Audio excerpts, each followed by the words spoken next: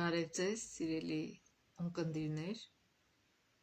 Փառք Աստծո, որ Աստված մինչև այսօր կյանք տվեց, իր ողորմությամբ հոգաց մեր մասին, առողջություն տվեց, հնարավորություն տվեց, գալ իր ոտքերի մոտ և ուսումնասիրել իր խոսքը։ Թող Աստված մեզ նաև ընդունող սիրտ տա և իմաստուն սիրտ, թող Սուրբ Հոգուն ուղարկի, որպեսզի մենք կարողանանք ճիշտ հասկանալ մեր կարդացածը և ամենակարևորը գրվի մեր սրտի մեջ և իրագործվի մեր կյանքում Հիսուսի անունով, ամեն։ Ուրեմն մենք արդեն հասել ենք դաս 8-րդ, որը կոչվում է կարիքավորների համար արվող առաքելություն մեր շաբաթօրյա դպրոցի ուսումնասիրության մեջ, և այսօրվա հիշելու համարն է Մատթեոս 25:40 համարը, և Թագավորը կպատասխանի ու նրանց կասի. ճշմարիտ եմ ասում ձեզ, քանի որ իմ այս փոքր եղբայրներից մեկին արեցիք, ինձ արեցիք։ Շատերդ գիտեք այս համարները, բայց մի անգամ ևս կրկնենք, թե ինչի մասին է խոսքը։ 25 գլխում Մատթեոսի Հիսուսը մի առակ է պատմում և իր երկրորդ գալուստի մասին է այդ առակը, որ ինքը երբ որ որպես թագավոր կա, ասում է, որ երկու մասի կբաժանի մարդկանց։ Երրորդ մաս չի լինելու, միայն երկու մաս։ Ոմանք մի մասը կոչվում է ոչխարներ կամ գառներ, որոնք աջ կողմի վրա կլինեն, ասում կդնեմ իմ աջ կողմի վրա, և մյուսները այծեր, որոնք ձախ կողմի վրա կլինեն, և ում են սրանք խորհրդանշում, նա ասում է, որ աջ կողմին գտնվողներին կասի, որ եկեք իմ հոր օրհնյալներ, որտև ես և ժառանգեցեք ձեր համար պատրաստած թագավորությունը, որտև ես սոված էի և դուք ինձ կերակրեցիք, ծարավ էի, ինձ ջուր տվեցիք, մերկ էի, ինձ հագցրեցիք, բանտում էի և հիվանդանոցում էի, կամ հիվանդանոցում էի, ինձ այցելեցիք։ Եվ նրանք հարցում են, այդ երբ այդպես է եղել, մենք չենք հիշում։ Եվ ինքը ասում է, ինչ որ արել եք իմ փոքր եղբայրների համար, ինձ համար եք արել։ Այսինքն Հիսուսը բոլոր կարիքավորներին համարում է իր փոքր եղբայրը։ Եվ ասում է, եթե ուզում եք, որ իրոք հասկանաք, թե ինչ է նշանակում Աստծուն ծառայել, ուրեմն հետևեք այս օրինակին, ինչ որ ինքը ասում է, ինքը չի ասում, դուք դավանում եք, այս ինչ դավանաբանությունը ապրեք, հիմա եկեք մտեք երկնքի արդարություն, չէ։ Դավանանքի մասին խոսք չկա։ Մենք դավանում ենք ճշմարտությունը, որպեսզի այն օգնի մեզ կատարելագործվենք Աստծո ծառայության մեջ։ Եթե սոսկ դավանում ենք և այլ ոչինչ չենք անում, դա մեզ օգուտ չի տա։ Եվ այստեղ Հիսուսը ուղղակի նշում է դավանանքի պտուղների մասին, որոնք իրականում ապացուցում են, արդյոք դու ճշմարտապես ես դավանել, թե ուղղակի խոսքերով։ Եվ մյուս կողմի մարդկանց ասելու է, որոնք կոչվում են այծեր, որ ես սոված էի, դուք չկերակրեցիք, ծարավ էի, ջուր չտվեցիք, մերկ էի, չհագցրեցիք, բանտում էի կամ հիվանդանոցում էի, ինձ չայցելեցիք։ Եվ սրանք հարցնելու են, այդ երբ չենք հիշում, և ինքը ասեց, ում որ չեք արել, նշանակում է ինձ համար չեք արել։ Ուրեմն դատաստանի ժամանակ Աստված ոչ թե մեր լեզվին է նայելու, թե լեզվով ինչ ենք ասել, այլ մեր գործերին, մեր պտուղներին, հիշենք սա։ Եվ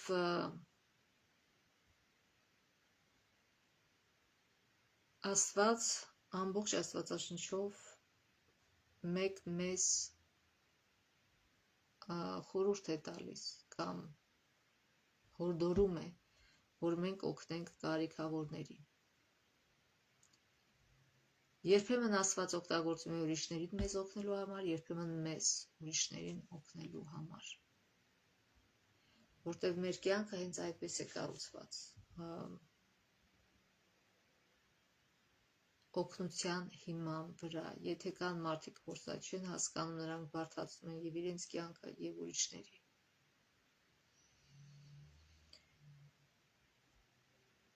Եվ երբեմն այս գործը կարող է դժվար լինել,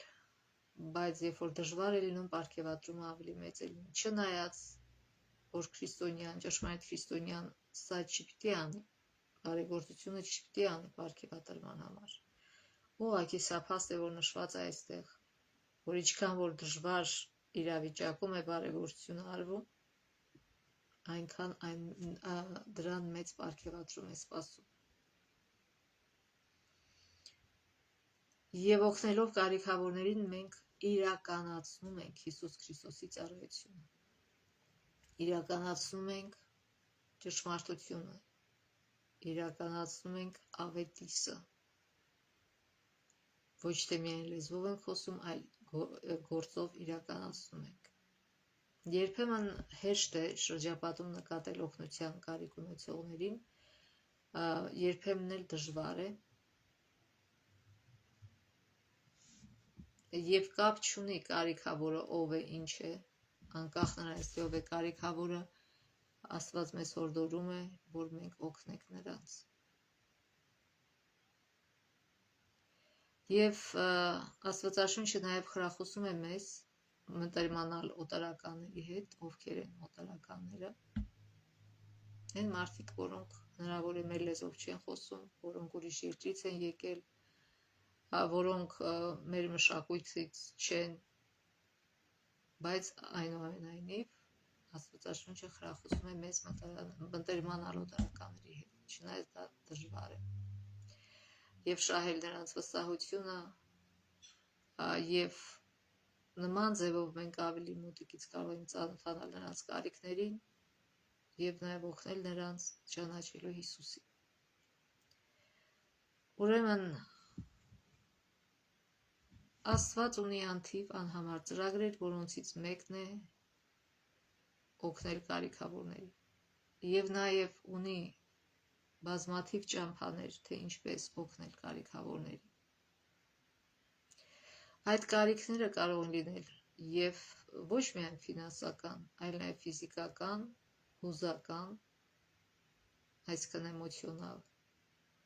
կամ նույնիսկ սոցիալական։ Այսինքն ոմանք կարող են վտարյալներ լինել իրենց համայնքից, երբեմն նույնիսկ ընտանիքից։ Այսինքն այդ մարդկանց ոչ մեկ չի սիրում։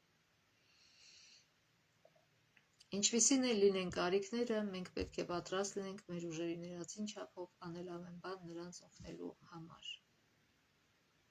Եվ սա է գլխավոր իմաստը քրիստոնյա լինելու եւ մեր առաքելության գլխավոր իմաստը։ Եվ հիմա մենք ավետարանից կկարդանք մի պատմություն, շատ հետաքրքիր եւ զարմանալի պատմություն, թե ինչպես ընկերները օգնեցին մեկին, որ ինքը ստանա Հիսուսի օգնությունը եւ իր մեղքերի ներումը ստանա եւ նաեւ բուժվի իր ահավոր հիվանդությունից։ Ուրեմն այդ պատմությունը գրված է Ղուկաս 5-րդ գլխի 17-ից 26 համարներում։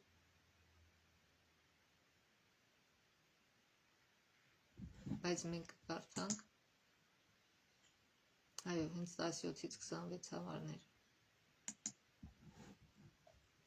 Մի օր երբ նա ուսուցանում էր, այսինքն Հիսուսը, նստած էին փարիսեցիներն ու օրենքի ուսուցիչները, որ եկել են Գալիլայով, Հրեաստանի բոլոր գյուղաքաղաքներից եւ Երուսաղեմից, եւ բժշկելու համար Տիրոջ զորությունը նրա հետ էր, եւ ահա մարդիկ մահիճով մի մարդու էին բերեցին,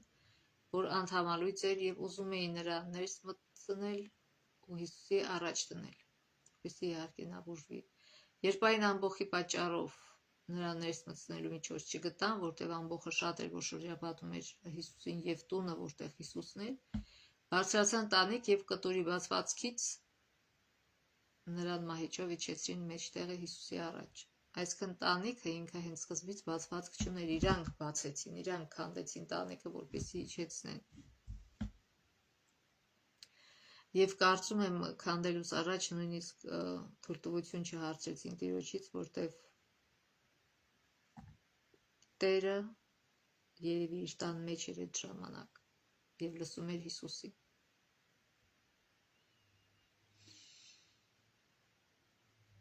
Նրանց հավատը տեսնելով ասաց. «Ով մարդ, քո մեղքերը քեզ ներված են»։ Դպիրներն ու փարիսեցիները սկսեցին խորհել ու ասել. «Ով է սա, որ հայոյանքներ է ասում։ Ով կարող է մեղքերը ներել, եթե ոչ միայն Աստված»։ Այսինքն, եթե ինչ որ մեկը ասում էր ես կարող եմ ներել մեղքեր, դա հայոյանք է։ Ցավոք, այսօր շատ քահանաներ այդպիսի սովորություն կա, որ խոստովանում են քահանաներին, նրանք ասում են, որդյակս ներված են քո մեղքերը, բայց միայն Հիսուսը իրավունք ունի, այսինքն հայոյությունը, երբ որ սակական մարդ ասում է ներված է, միայն Հիսուսը կարող է ներել մարդու մեղքերը։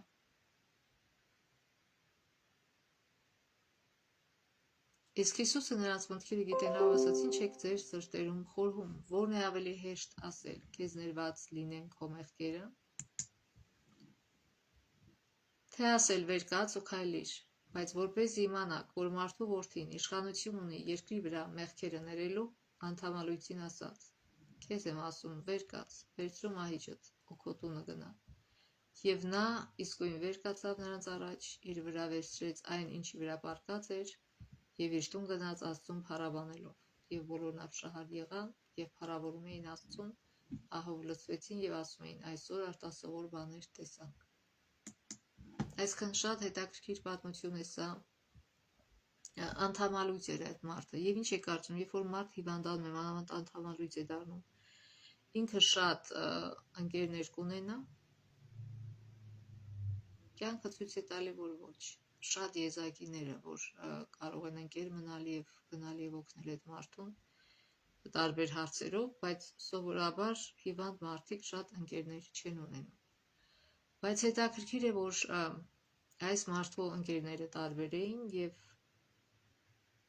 միգուցե իրանք հենց հավատացել էին Հիսուսին եւ ոչ թե միգուցե այլ հավատում էին, որտեվ որոշեցին նրան տանել Հիսուսի մոտ, որ Հիսուսը նրան բուժի։ Այսինքն Աստծո սերը նրանց սրտում դրդեց նրանց օգնել իրենց ընկերոջը, նրանք անտարբեր չէին նրա ցավին, որ ինքը այդ վիճակում տարիներով անշարժ պառկած էր եւ իրենց սրտերը ցավում էին, նրանք կարեկցում էին եւ որոշեցին բերել։ Բայց բերելով չավարտվեց իրենց բարությունը կամ լավությունը, իրանք տեսան, որ չեն կարող մտցնել ներս եւ կասեն դե լավ, ինչ որ կարողացանք անել կամ սպասենք Հիսուսը դուրս կգա, միգուցե ինչ որ ձևով այդ ժամանակ խնդրենք, բայց այնքան էր իրանց մեջ այդ փափագը, որ իրենց ընկերը լավանա, որ նույնիսկ նրանք վեր հանեցին կտուրը, այն ժամանակվա կտուրները տարբեր էին եւ ուղղակի քանդեցին, անցք բացեցին այդ կտուրի մեջ, որպեսզի այդ մարդուն իջացնեն եւ իջեցրեցին։ Եվ Հիսուսը ապշելով իրենց հավատքի վրա, այսինքն իրենց արածի վրա, որ իրանք չտատանվեցին, պատասխանատվություն վերցնելու իրենց վրա, միայն թե իրենց ընկերը բուժվի, այսինքն ինչ պատասխանատվություն, բնական է, որ իրենք հետո պետք է սարքեին այդ կտուրը, եւ միգուցե դա ֆինանսական որոշ նեղություն տար իրենց, բայց իրենք ամեն ինչի պատրաստ էին, թե ֆիզիկապես, թե ֆինանսապես օգնելու, որպեսզի իրենց ընկերը ոտի կանգնի։ Եվ հետաքրքիր է, որ Հիսուսը միշտ ասում էր դուստր քո հավատքով դու բուժվեցիր կամ որդիս քո հավատքով դու բուժվեցիր, իսկ այստեղ ասում է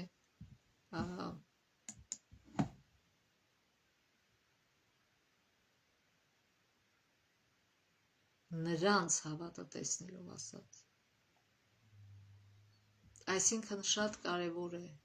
այդ բոլոր գործերը պարզ ցույց տվեցին, որ այս մարդիկ ինչքան անհանգստացած են իրենց ընկերոջ համար։ Եվ նաև մի հոգևոր կինո կար, անունը չեմ հիշում, այդ կինոյի մեջ մի փոքրիկ աղջնակի մասին էր, որը իրական դեպքերի վրա էր հիմնված, դա ճշմարիտ պատմություն էր, որ կինո էին սարքել, դա մի հավատացյալ ընտանիքի մասին էր, որոնց փոքր դուստրը, այդ զույգի փոքր դուստրը հիվանդացավ մի հիվանդության, որ բուժում չուներ։ Իրանք շատ փող ծախսեցին, շատ նեղություններ կրեցին, որպեսի ամենուրեք տարան իրանց դստերը, որպեսի օգնեն, բայց չկարողացան օգնել, որտեղ այդպիսի հիվանդություն էր, եւ ասին ուղղակի գնացեք տուն, անհույս վիճակում էին եւ ուղղակի սպասում էին, այդպես տխուր ապրում էին, սպասելով, որ մի օր այս աղջնակը պիտի մահանա։ Եվ այդքան տանջանքից, աղոթքից հետո մայրը շատ հիասթափված էր եւ միշտ հարցում էր Աստծուն ինչու։ Եվ մի օր մեծ քույրը այս աղջնակին օգնում է բարձրանալ իրանց բակում շատ մեծ մի ծառ կար ահռելի բնով եւ օգնում է քրոջը բարձրանալ այդ ծառի վրա, որպեսզի վերևից ինչ որ բանի նայեն, շատ բարձր են բարձրանում եւ այն ճյուղը, որի վրա այդ փոքր աղջնակն էր, չի դիմանում, կոտրվում է եւ բայց փոխարեն գետին ընկնի, այս աղջնակը բնի մեջ է ընկնում, այսքան բույնը դատարկ էր այդ ահռելի բունը ծառի, ոչ թե բույնը, այլ բունը դատարկ էր մեջը բոլորովին եւ այս փոքր աղջնակը ընկնում է ներքև եւ հետո շտապօգնությունը փրկարարները գալիս են եւ փրկում են տանում շտապօգնություն եւ պարզվում է, որ աղջիկը չի մահացել եւ ավելին, երբ որ ստուգում են, տեսնում են, այս աղջկա վրա նույնիսկ մի քերծվածք չկա եւ նաեւ ստուգում են իր հիմնական հիվանդություն, տեսնում են, որ հետքն էլ չկա այդ հիվանդության, այսինքն այդ աղջնակը բուժվել էր, Աստված բուժել էր իրեն, այդքան այսինքն իրենց գործողություններով մայրը, հայրը, քույրը եւ բոլորը, ովքեր օգնում էին նրանց, ցույց տվեցին, իրանք պայքարեցին մինչև վերջ այդ աղջնակի համար, կյանքի համար, բայց երբ որ արդեն տեսան երկ չկա, Աստված ինչպես այստեղ ասում է նորից կարդանք, նրանց հավատը տեսնելով ասաց, Հիսուսը տեսնելով այդ ընտանիքի, նրանց ընկերների, նրանց համահավատակիցների հավատքը եւ օգնությունները տեսնելով այդ ջանքերը, որ նրանք թափեցին, Աստված ողորմած եւ բժշկեց այդ փոքր աղջնակին, այսինքն երբ որ մեր սրտում Հիսուսի սերն է, մենք չենք սահմանափակվում ինչ որ կարճ քայլեր անելուց հետո, այլ մինչև վերջ ենք գնում, մինչև վերջ ենք օգտագործում հնարավորությունը, ինչ հնարավորություն որ լինում է, եւ նույնիսկ այս մարդկանց չկանացրեց այն խնդրեմը, որ միգուցե իրանք ստիպված լինեն փողեր ծախսել եւ վերականգնել այդ տանիքը, նրանք պատրաստ էին ամեն ինչի, միայն թե իրենց ընկերը ոտքի կաներ եւ նոր կյանք սկսեր։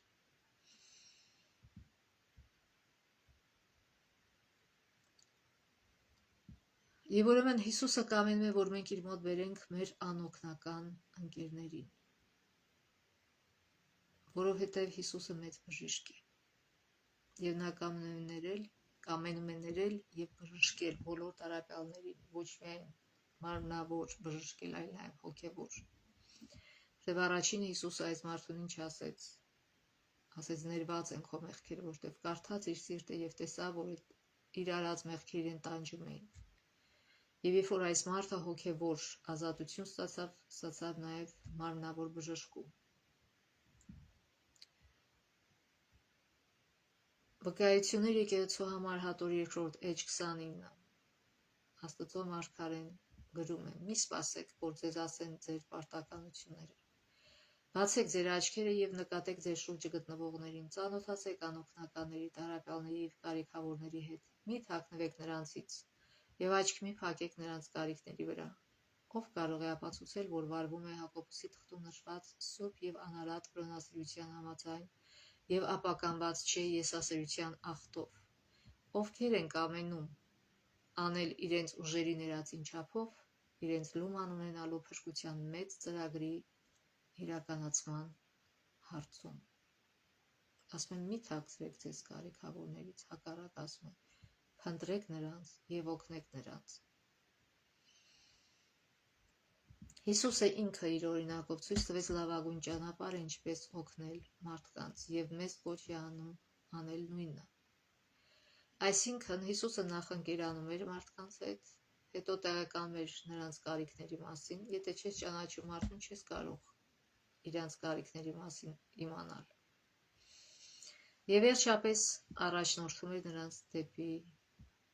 Աստված, դեպի հավատք, և մենք էլ պետք է առաջնորդենք դեպի Հիսուսը, ով միակն է, որ կարող է օգնել նրանց։ Ուրեմն մենք չպետք է Աստծո դերը կատարենք, այլ մենք պետք է մարդկանց բերենք դեպի Աստված։ Սա է մեր դերը։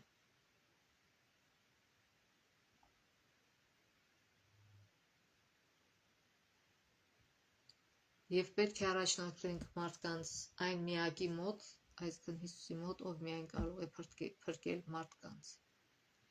Կարդանք Հովհաննես ավետարանչի 5-րդ գլխի 1-9 համարները։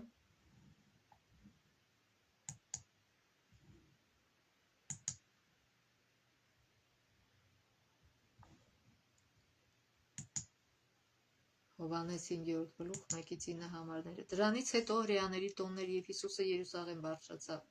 Երուսաղեմում ոչխարած դռան մոտ մի ավազան կա, որ եբրայերեն Բեթհեսդա է կոչվում, որը 5 սրահ ունի։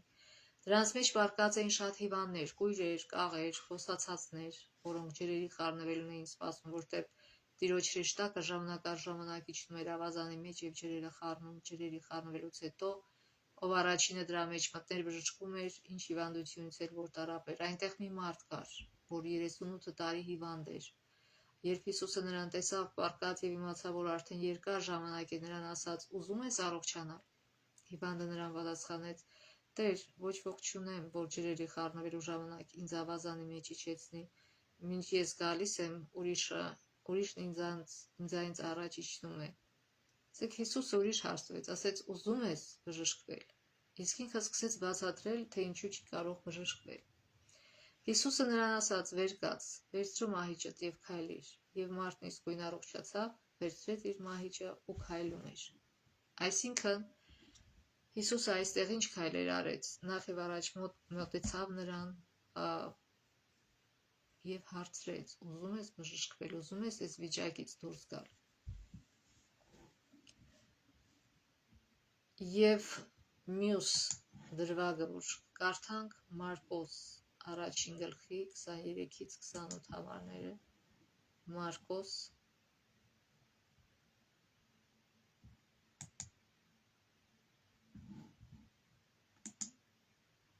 առաջին գլուխ 23-ից 28։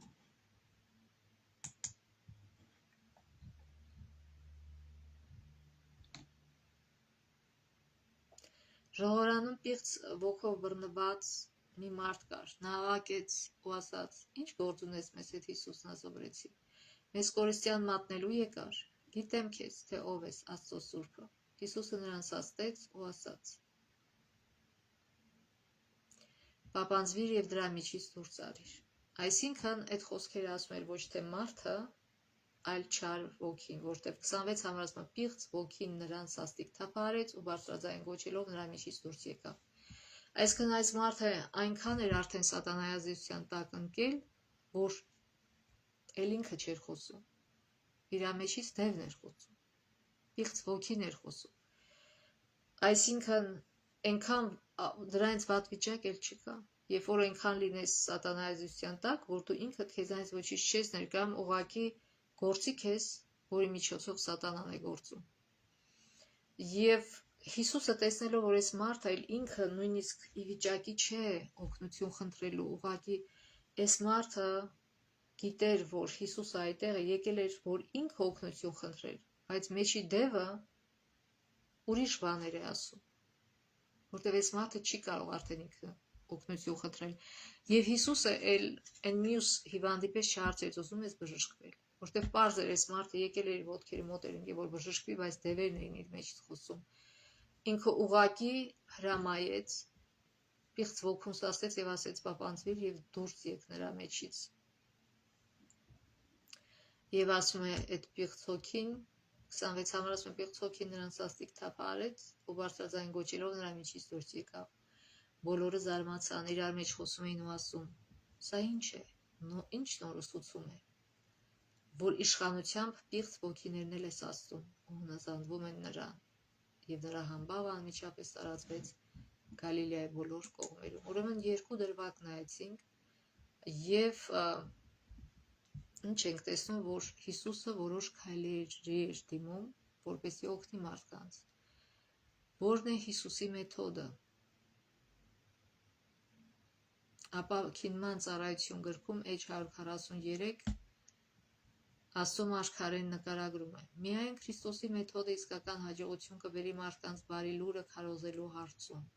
Փրկիչը ապրեց մարդկանց մեջ որպես մեկը, ով նրանց բարի էր կամենում։ Նա կարեկցում էր մարդկանց, ծառայում նրանց կարիքներին եւ շահում նրանց վստահությունը, ապա պատվիրում էր հետևիր ինձ։ Ուրեմն այստեղ մի քանի քայլեր է։ Նախ պետք է մենք պետք է գտնվենք անօգնականների շրջապատում։ Եթե մենք մեզ հեռու պահենք, մենք չենք կարող օգնել մարդկանց։ Ժամանակ հատկացնենք նրանց եւ նրանց կարիքները ճանաչելու եւ մեր մտքում ունենանք նրանց լավություն անելը։ Ուրեմն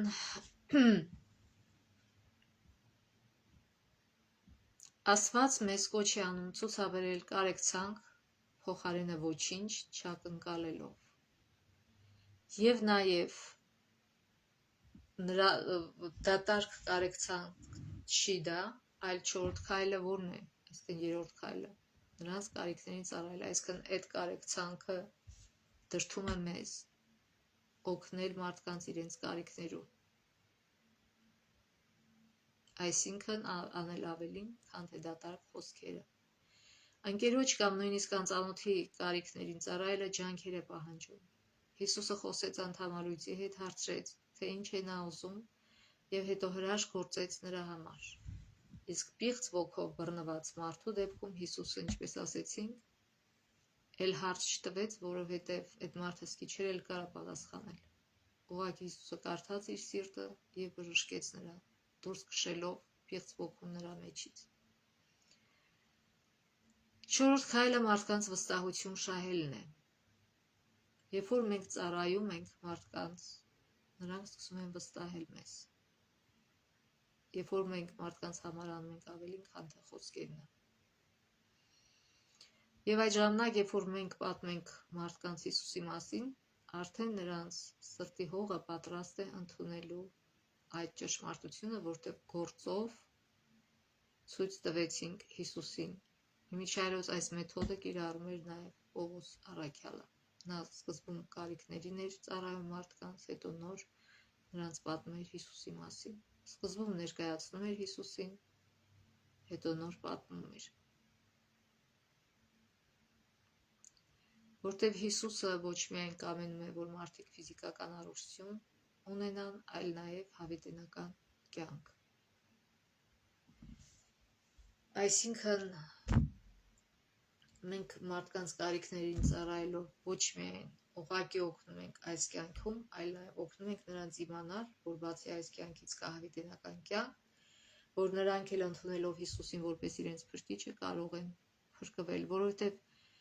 ինչ իմաստ ունի բժշկվել եւ մի քանի տարի ավել ապրել։ Երբ որ Հիսուսը ուզում է ավելին տալ,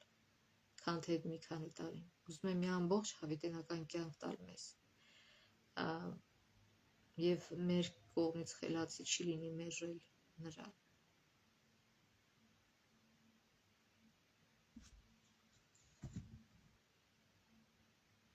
Ուրեմն վերջին քայլը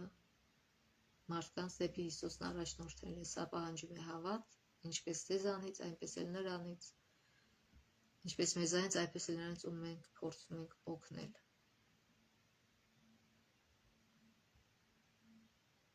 Ուրեմն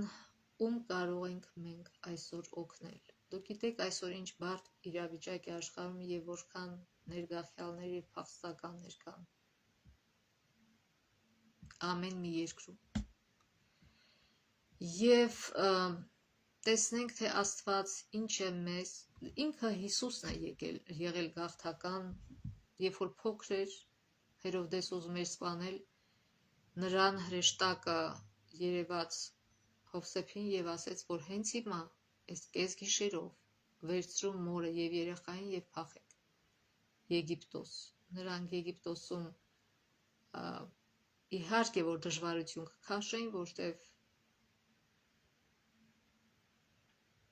նույնիսկ իրենց երկրում էին աղքատ նրանք։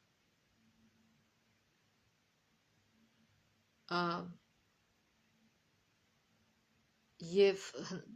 բնական է, որ Եգիպտոսում էլ դժվարություն քաշած կլինեին։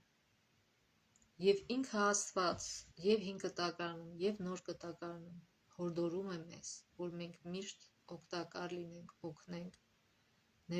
ներգաղթյալների կամ գաղթականների։ Մենք հայերս շատ ենք գաղթականներ եղել, ամբողջ աշխարհով մեկ, եւ գիտենք, թե ինչքան կարեւոր է, երբ որ օտար տեղ ես գնում, ընդունվել այնտեղ։ Ոչ միայն օֆիցիալ ձևով, այլ նաեւ մարդկանց կողմից, որոնք քեզ շրջապատում են։ Ինչու, որտեվ կան մշակութային տարբերություններ, կա լեզվային տարբերություններ, եւ դա դժվար է դարձնում կյանքը օտարության մեջ, եւ գաղթականները միշտ էլ ցանկանում են, որ իրենք ընդունված լինեն եւ օգնված լինեն մարդկանց կողմից։ Շատ համարներում եւ հին կտակարանի եւ նոր կտակարանների գրված է, որ պետք է օգնել նրանց, օրինակ, երկրորդ օրինաց 10:19 համարը մեզ ասում է.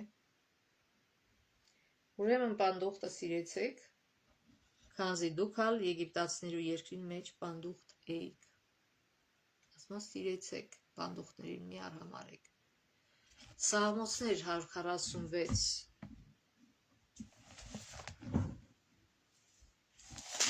գլխի 9 համարում ասում է Տերը կպահե պանդուխտները, կհաստատե որբն ու որբևարին, բայց ամբարիշներուն ճամփան կծռե։ Եվ նոր կտակարանում Հռոմեացիս 12:13-ը ասում է Սուրբերուն պետքերուն հաղորդ եղեք, հյուրասիրության ետևե եղեք։ Ռուսերեն ասում է странное любение забывайте, այսինքն պանդխտասիրությունը մի մոռացեք։ Այստեղ նկատի ունի, որ պանդուխտներին հյուրասիրեք ոչ միայն ձեր եկեղեցու մարդկանց կամ ձեր մշակույթի մարդկանց։ Եվ վերջապես Ղևտացիս 23 գլխի 22 համարը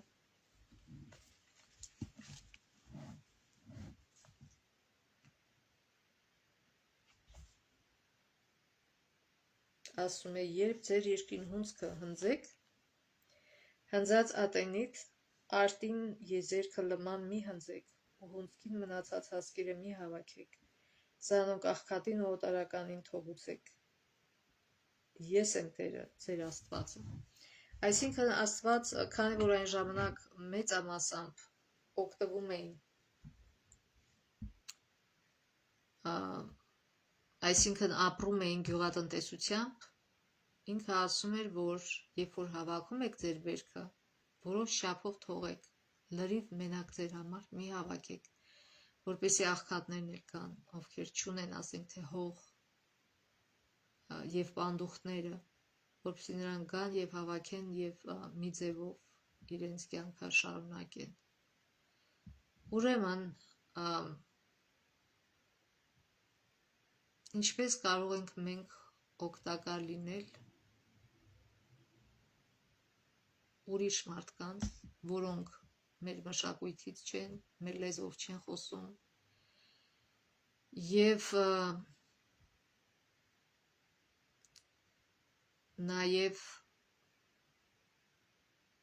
ուրիշ ազգության են պատկանում, այսքան բոլորովին տարբեր են, քան թե մենք, ուրիշ կրոն կարող են ունենալ։ Ավետարանը մեզ կոչ է անում դուրս գալ էթնիկ, ազգային և մշակութային հարմարավետության գոտիներից և օգնության ձեռք մեկնել կարիքավորներին անկախ նրանից, թե որքան տարբեր են նրանք մեզանից։ Երբ որ Հիսուսը գնում էր երկինք, ինչ ասեց, ինչ հորդորեց, ասեց. «Իմ վկաները կլինեք ամբողջ աշխարհում, ոչ թե միայն մեկ երկրում»։ Եվ ինչ կարող ենք մենք անել ներգաղթյալների և փախստականների համար։ Շատ կարող ենք գտնել կազմակերպություններ, որոնք ծառայում են նրանց պետքերին։ Գիտեք, այսօր շատ լավ գիտենք, որ շատ պետություններում դժվարին վիճակ է, որոշ երկրներում պատերազմ է և մարդիկ փախչում են և ուրիշտեղ գաղթում են ուրիշ երկիր և շատ օգնության կարիք ունեն, և մենք կարող ենք և անձնապես գտնել այդ մարդկանց և օգնել, և նաև կազմակերպությունների միջով օգնել նրանց։ Գիտեք, նաև հիշում եմ, որ հիմա չգիտեմ ինչպիսին է վիճակը սահմաններում, որտեղ միշտ էլ Մեքսիկոից մարդիկ, որտեղ այնտեղ շատ վատ վիճակ է, մարդիկ նույնիսկ չեն կարողանում ապահովել իրենց ուտելիքը, հագնելիքը, և շատերը մեծ հույսով գալիս են, քայլում են, ով որ մեքենա չունի, դեպի սահման, Ամերիկայի Միացյալ Նահանգները, և անօրինական ձևով մտնում էին երկիր։ Իսկ ճանապարհը երկար էր և անապատի միջով է գնում ճանապարհը, և շատերը, ովքեր ոտքով են գալի կամ չունեն հաց ուտելու կամ ջուր խմելու, շատ մարդիկ Ամերիկայի Միացյալ Նահանգներից գնում են այդ ճանապարհով և տեղ-տեղ դնում են ջրի շշեր, ջրով լի շշեր և ուտելիք, որպեսզի այդ մարդիկ ճամփին մի ձևով իրենց ամրապնդեն և հասնեն սահման, որտեղ շատ շատերը լինում է, որ չեն հասնում, ճանապարհին մեռնում են, ուղղակի չեն դիմանում այդ դժվարին պայմաններին։ Եվ Հիսուսը հենց սա նկատի ուներ։ Այսինքն, ճիշտ է, այս մարդիկ պետական տեսակետից, օրենքի տեսակետից սխալ բան են անում, գալիս են, որպեսզի անօրինական հատեն սահմանը, բայց իհարկե սահմանում իրանց հարցաքննում են, դատ են անում, տեսնեն, թե ինչու է այս մարդը եկել, և որոշում են կայացնում, որ ներս թողնեն։ Իհարկե դժվար է այս հարցը, որտեղ շատ անգամ նաև գանգերից են մարդիկ գալի կամ նարկոտիկի գործանողներ, այսինքն կամ էլ որոշները գալիս են, չեն ուզում խղճով աշխատել, այլ այդպես անօրինական վիճակում միանում են մաֆիաներին, գանգերին և վատ գործերով են զբաղվում։ Այնուամենայնիվ, այս մարդկանց մեջ նաև կան ուրիշ մարդիկ, ովքեր ուղղակի գալիս են, իրանց քրտինքով աշխատում են և համաձայն են ամեն մի աշխատանքի, միայն թե ուտելու հաց վաստակեն իրանց համար, և նույնիսկ մի քանի ընտանիքով մի տան մեջ են ապրում, նեղության մեջ, բայց գոնե ուրախ են, որ կարող են սնվել այստեղ, գոնե նորմալ։ Այսօր իհարկե շատ ավելի հեշտ է սահմանը զատել և շատ ավելի շատերին են ընդունում, քան թե առաջները։ Ինչևէ, դա շատ բարձրություններ է նաև առաջացնում Ամերիկայի Միացյալ Նահանգների համար, բայց խոսքս միայն այն մասին էր, որ ճանապարհին այդ մարդկանց համար դնում էին ուտելիք, և այսօր էլ երևի անում են, ուտելիք և խմելիք, որպեսզի այս մարդիկ ճանապարհին չմահանան։ Եվ նույնիսկ մի անգամ մի քանի տարի առաջ հեռուստացույցով տեսա, որ գնում էին, այսինքն սահմանապահները ջղայնացած էին, չէին ուզում որ այս մարդիկ ներս գային,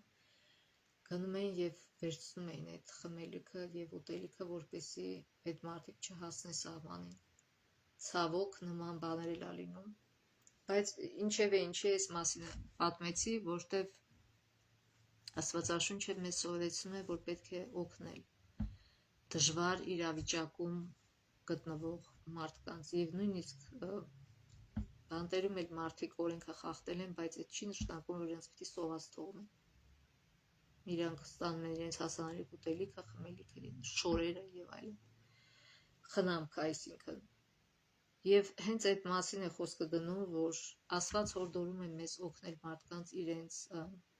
առաջինը, իրենց անհրաժեշտ կարիքների մեջ, որտեղ կան շատ մարդիկ, որ մեծ գումարներ են ուզում եւ այլն,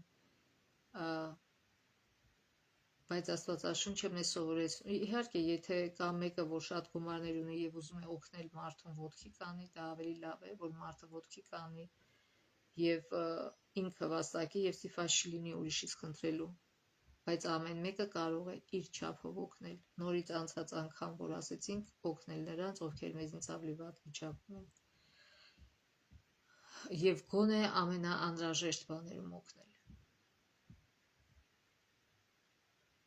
Ոչ թե ասենք թե այդ մարդը իր քեֆի համար մի բան ուզել, շատ ադուր է եկել, թանկանոց մի բան, բայց դու փող ես ուղարկում, սա գնա առել, որտեղ իր քեֆը տենց է ուզել։ Բայց եթե մարդ վատ վիճակում է, ինքը կարող է այդ մեծ գումարը, որ տալիս է մի բան է առնում, որ անպայման չէր այդ գումարով լիներ, այլ ինքը կարող այդ գումարը բաժաներ եւ մի քանի անգամ օգտվել այդ գումարից, ոչ թե իր քմահաճույքի համար գնա եւ ինչ որ բան առնի, որ կապ չունի իրան, ոչ մի ասենք թե օգուտ կամ ոչ մի բան չի ավելացնում իր վրա դա, այսպես ասենք։ Եվ այսինքն իմաստություն է պետք ամեն հարցում, եւ օգնելու հարցում, եւ այդ օգնությունը օգտագործելու հարցում։ Եթե մարդը որ չի հասկանում, պետք է համբերությամբ բացատրել նրան, թե ինչպես անել, որպեսզի ավելի երկար, այսինքն առաջնային կարիքների վրա առաջինը օգտագործել, ոչ թե գնալ մի ամբողջ աշխատավարձով, ասենք թե կոշիկ առնել, որտեղ այդ կոշիկը շատ է քո դուր եկել։ Ոչ, կարելի է ավելի ցածր գնով կոշիկ առնել, բայց ստիպված չլինել այսենք ուտելիքի մեջ նեղություն քաշել, որովհետև ուտելիքը ավելի կարևոր է, քան թե սիրուն կոշիկը, ինչի, որովհետև ուտելիքը մեր դեղն է, ավելի լավ է ուտելիքը որպես դեղ ընդունենք, քան թե հետո վազենք բժիշկների մոտ։ Ուտելիքը կարևոր է մեր մարմնի վառելիքն է այն, եւ շատ կարևոր է, թե մենք ինչպես ենք սնվում, կամ ինչ ենք ուտում, կամ սնվում ենք ընդհանրապես, թե ոչ թե սոված փորով գնում ենք սիրուն կոշիկ ենք առնում, որ ուրիշին ցույց տանք, թե մենք սիրուն կոշիկ ենք հագել, կամ թե չգիտեմ, տունը երեխեքը սոված ամիշ սոված մարդը կարա գնա, այստեղ էլ Ամերիկայում շատ ընտանիքներ կան, որ ընտանիքը լավ վիճակում չի, բայց մարդը գնացել է թանկանոց ավտո է վերցրել, մեծ գումարներ ամեն ամիս տալի այդ ավտոին, բայց տուժում են, երեխեքը կինը տուժում են, որ կարող ինքը հասարակ ավտոմեքենա վերցներ քշեր, հարցը սրա մասն է, որ ինչպես իմաստուն ձևով օգնել մարդկանց, եւ կապ չունի այդ մարդը օտար լեզվով է խոսում, թե չէ, տարիքի մեջ է պետք է օգնել եւ վերջ։ Ուրեմն մեզանց ով չի զգացել, թե իրական որքան ցավոտ է մեր աշխարհը, այդպիսի մարդ չկա, որ ցավ ու դարդ ունեցած չլինի։ Եվ բոլորին կապ չունի, մարդը հարուստ է, նյութապես ապահոված է, թե ոչ։ Մարդիկ ցավ են զգում, տառապում, պայքարում ամեն մեկ իր ձևով։ Եվ գիտեք, արևմտյան աշխարհում, իսկ Ամերիկայում, Եվրոպայում մարդիկ ֆինանսապես ապահոված են, բայց հետաքրքիր է, որ շատերը խմում են հակադեպրեսանտներ, դա ինչ է նշանակում, իրանք դեպրեսիա ունեն։ Այսինքն միայն ֆիզիկապես ապահոված լինելը չի նշանակում, որ մարդը երջանիկ է։ Ինչու է այդպես պատահում, որտեվ մարդու սրտի մեջ տեղ կա Աստծո տեղը, որ դատարկ է։ Եվ մարդը չի հասկանում, որ ինքը այդ տեղը պիտի լցնի առաջինը, որ հետո մյուս բաներից ինքը ուրախանա։ Եվ այդպես էլ չհասկանալով, տառապելով դիմում է հակադեպրեսանտների, որոնք ավելի են փչացնում նրա առողջությունը, նրա ուղեղը եւ հուզական աշխարհը։ Փոխանակ Աստծուն, ճիշտ է, շատ քրիստոնյաներ կան, որ նման տեղերն օգտագործում։ Գիտեք, Աստված է մարդկանց դատավորը, բայց սովորաբար, երբ որ ես դժվար իրավիճակների մեջ եմ եղել, դա միայն առիթ է եղել, որ ես ավելի շատ աղոթ եմ Աստծուն եւ Աստված օգնել է եւ ոչ մի հակադեպրեսանտի կարիք էլ չի եղել։ Հավատքը, երբ որ դժվարության մեջ եք, աղոթեք, որ ձեր հավատքը ամրապնդվի եւ ոչ մի դեղի կարիք էլ չեք ունենա, այսինքն դեպրեսիայի դեմ դեղի կարիք։ Ուրեմն նյութական ապահովվածությունը չի կարող երաշխավորել երջանկություն կամ խաղաղություն։ Ղուկաս 4:18-ը ասում է. Տիրոջ հոգին ինձ վրա է, որտև ինձ օծեց եւ ինձ ուղարկեց աղքատներին բարի լուր ավետելու, սրտով բեկյալներին բժշկելու, գերիներին ազատություն քարոզելու եւ կույրերին տեսողություն, հարց տահարվածներին ազատ արձակելու։ Եվ մենք էլ պիտի, սա ասում է Հիսուսը 5 տակայինս է կարդում, որ Մեսիայի մասին է եւ ինքն էլ հենց դա արեց։ Եվ մեր օրինակն է, որին մենք պիտի հետևենք։ Եվ Աստված մեզ կոչ է անում մարդկանց կարիքներին ծառայելիս խտրականություն չդնել, նույնիսկ եթե չգիտենք, թե երբ նրանք կընդունեն Հիսուսին կամ կընդունեն արդյոք երբևէ։ Մեր օգնելու դրդապատճառը պիտի միայն լինի այդ մարդու կարիքը, ոչ թե այս մարդուն օգնեմ, երևի գա եկեղեցի կամ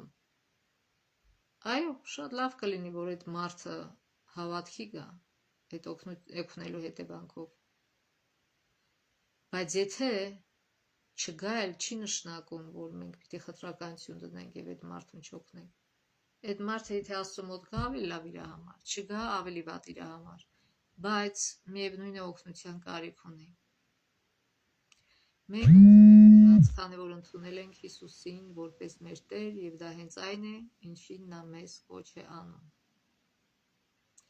Հիսուսը փորձում էր բավարարել բոլոր մարդկանց կարիքները, եւ սա է Աստվածաշնչյան այս սկզբունքը, որին հարկավոր է հետևել։ Հիսուսը խտրականություն չէր դնում ոչ մեկի միջև։ Եվ շատ տեղերում այն մարդկանց, ում արհամարհում էին հրեաները, հենց ինքը գնում էր նրանց մոտ եւ օգնում էր նրանց։ Ինչպես Սամարացի կինը եւ այլ դեպքեր էլ կային։ Մարդկանց օգնելու համար մենք պետք է գիտակցենք նրանց կարիքները։ Եվ այստեղ օրինակ է բերում, որ Հնդկաստանում մի զույգ էր միսիոներներ, որ ծառայում էին եւ իրանց շուրջը ապրում էին մուսուլմաններ, հինդուսներ եւ մի անգամ իրենց ինդուս ընկերը ասում է դուք երբեք չեք գալի, երբ որ հրավիրում ենք ձեզ մեր տոներին, երբեք չեք գալի։ Եվ դրանից հետո, երբ որ իրենց հրավիրեցին, իրենք գնացին այդ տոներին։ Այսինքն մարդկանց համար կարևոր է, որ դու ուզում ես շփվել իրենց հետ մոտիկից, այլ ոչ թե ուղղակի քեզ հեռու պահես։ Պետք է ընկերանալ մարդկանց հետ, որպեսզի նրանք քո միջոցով հավատան, իրոք տեսնեն եւ հավատան, որ իրոք Հիսուսը սեր է։ Պետք է ուրեմն այս կարևոր սկզբունքը հասկանանք նախ հարկավոր է անշահախնդիր սեր ցուցաբերել նրանց նկատմամբ, հետո փորձել հասկանալ նրանց կարիքները եւ օգնությունը առաջարկել։ Օգնեք նրանց, նույնիսկ եթե հստակ կերպով չգիտեք, թե արդյոք նրանք պատրաստ են հետևել Հիսուսին, թե ոչ։ Ուղղակի Աստվածաշունչում ավետարանում գրված է այդ ոսկե կանոնը, որ ասում է ինչպես որ ուզում եք ձեզ հետ վարվեն, այնպես էլ դուք վարվեք։ Օրինակ, եթե տեսնում եք մի մարդ սոված է, դուք պատկերացնում եք, որ դուք էլ կարող եք նման վիճակ ունենալ, չէ՞։ Եվ մոտիկանում եք եւ իրան օգնում եք, եթե հնարավորություն ունեք։ Դա է ուզում միայն Աստված։ Եվ մենք գիտենք, որ կարիքներին երբեք վերջ չկա։ Եթե մենք մտադիր ենք օգնել մարդկանց, ապա ունենք անթիվ անհամար հնարավորություններ եւ Աստված ստեղծում է անթիվ անհամար հնարավորություններ։ Շատ մարդիկ կան, որ կարիքի մեջ են։ Եվ բանը նրանն է, որ կարող են լինել մարդիկ ասեն ես չունեմ որ տամ, բայց գիտեք հետաքրքիր ինչ ունե, որ երբ որ սկսում ես տալ, այն ժամանակ քեզ գալիս է հետ եւ ավելի շատ է գալի, քան թե որ դու տալիս ես, որովհետեւ ամեն ինչի աղբյուրը Աստծո մոտ է, ֆինանսների աղբյուրն էլ Աստծո մոտ է, երբ որ նա տեսնում է, որ դու անկեղծ ձևով ուզում ես ուրիշին օգնել, նա քեզ հնարավորություն է տալիս դա անելու, աղոթում ես ավելի շատ հնարավորություն ես ունենում, Աստված տարբեր ձևով կարող է օգնել մեզ, մեր ֆինանսները շատացնելու, իհարկե օրինական եւ ազնիվ ձևով, այլ ոչ թե հանցագործության միջոցով, ոչ, այլ ոչ թե անօրինական ձևով։ Ուղղակի Աստված դռներ է բացում, հնարավորություններ է բացում, երբ որ տեսնում է, որ մենք բարի սրտով լցված ենք եւ ուզում ենք ուրիշներին օգտակար լինել։ Աստված տալիս է եւ բնականաբար մենք այդ տվածի մի մասը տալիս ենք ուրիշներին։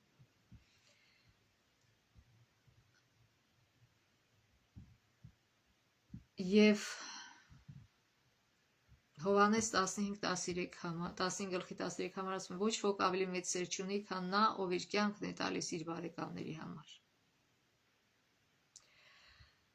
Ուրեմն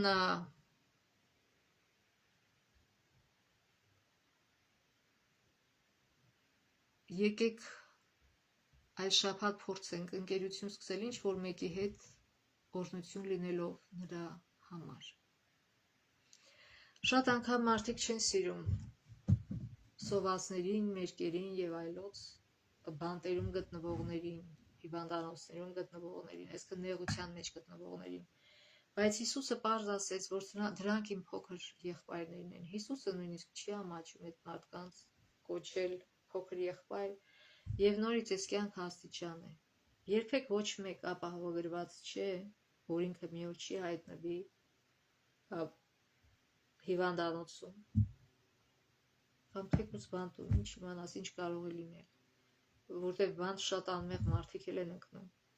եւ նաեւ կամ քո ֆինանսական վիճակը կարող է կտրուկ վատանալ, գիտեք, ամեն ինչ կարող է պատահել եւ դրա համար էլ մենք բոլորս համարվում ենք Հիսուսի փոքր եղբայրները եւ Աստված հորդորում է մեզ, որ մենք իրար նեցուկ լինենք, իրար օգնենք, ոչ թե միայն մեր ընտանիքի անդամներին, այլ այդ օրհնությունը դուրս գա նաեւ մեր 4 պատերից դուրս։ Ինչպես կարելի է դա անել, որ մեր ընտանիքը չտուժի դրանից, ընտանիքի անդամներին ներառնել քո ծառայության մեջ, դա էլ իրանց համար օրհնություն կլինի։ Այսինքն,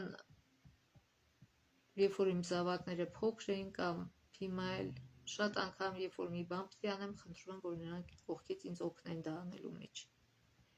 Եվ իրանց բացատրում եմ, որ դա օրհնություն է։ Եթե դու ունես ուժ, հնարավորություն մարդկանց օգնելու, ուրեմն արա։ Դա միայն քեզ կուրախացնի եւ օգուտ կտա։ Այսպիսի հիմքով, այսպիսի ոգով պետք է մեծացնենք մեր երեխաներին, այլ ոչ թե ասենք, այլ ոչ թե էգոիստ մեծացնենք։ Դու ամենամեծը քեզ վերցա, ամենալավը քեզ վերցրա,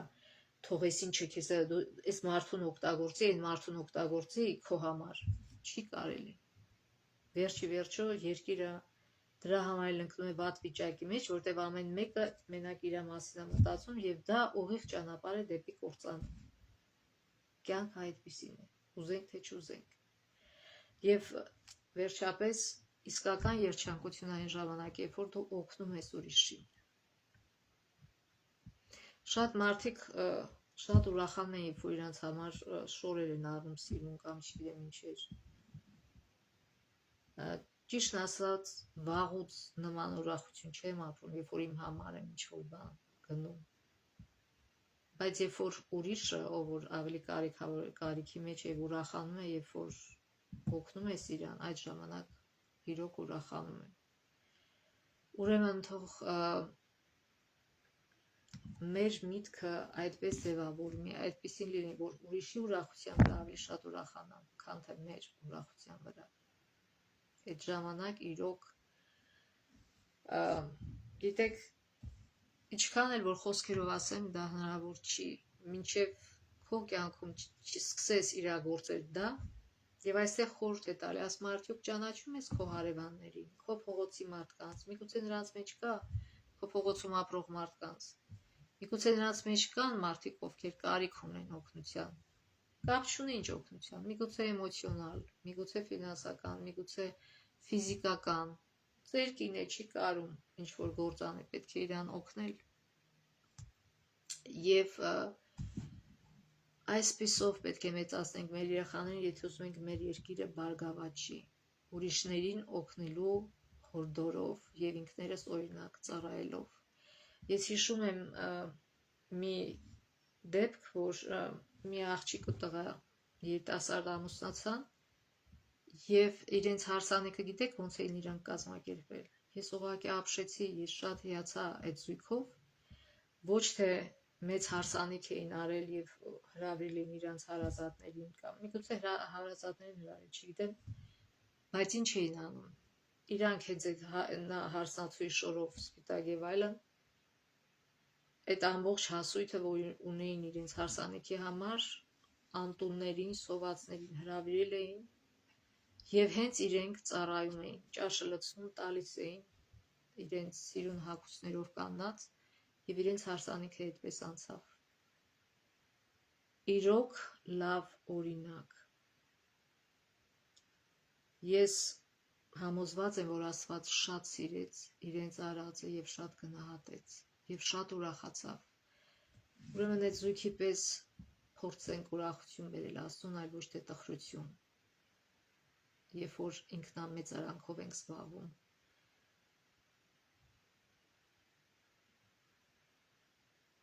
Ուրեմն նորից կրկնենք, որ Աստված մեզ տարբեր հնարավորություններ է տալիս մարդկանց օգնելու։ Ավետարանագիրները արձանագրել են Հիսուսի կյանքից օրինակներ, թե ինչպես էր Հիսուսը կամուրջներ կառուցում այլ մշակույթների մարդկանց հետ նրանց փրկելու համար։ Մենք նույնպես կոչված ենք ընկերներ ձեռք բերելու այլ մշակույթների մարդկանց շրջանում եւ ծառայելու նրանց կարիքներին։ Քրիստոսը մեռավ բոլորի համար, անկախ ռասայից, ազգությունից, հարստությունից կամ ծագումից։ Այս միտքը մենք երբեք չպետք է մոռանանք։ Առաջին Հովհաննես 2:2 ասում է. «Եվ նա է քավությունը մեր մեղքերի համար, այսինքն Հիսուսը, եւ ոչ միայն մեր, այլ նաեւ ամբողջ աշխարհի»։ Եվ վերջում կարդանք Էլեն Ուայթի եւ իր ամուսնու կողմից, որ լույս էր ընծայվում, ավելի շուտ Adventist ժուրնալ էր եւ կոչվում էր Advent Review and Sabbath Herald, հոկտեմբերի 15-ի 1895 թվականին լույս տեսած համարում Աստծո մարգարեն գրում է.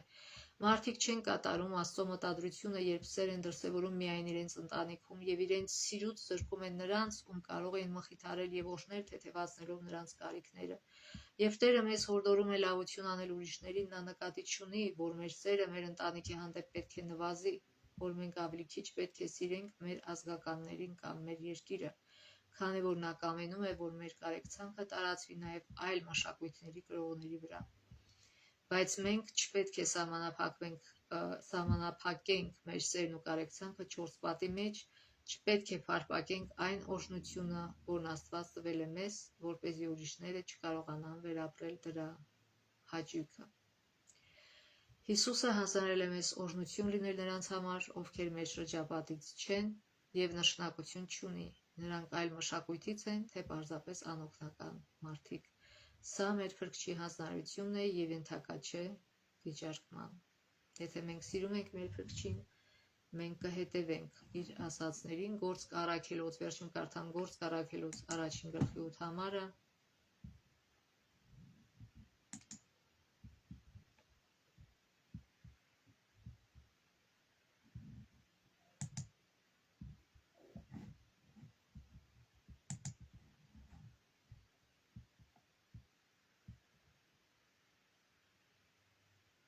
Բայց դուք զորություն կստանաք, երբ Հոգին ձեզ վրա գա, և իմ վկաները կլինեք Երուսաղեմում, ամբողջ Հրեաստանում ու Սամարիայում մինչև աշխարհի ծայրերը։ Այսինքն ամբողջ աշխարհի համար է այս լուրը, բոլոր մարդկանց համար։ Եվ Մարկոս 11:17 համարը։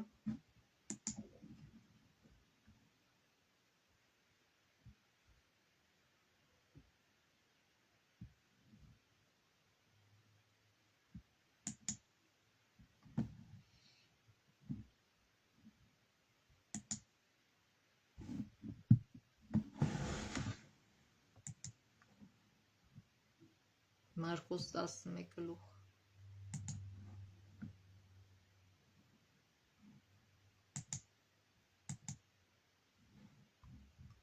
համարը։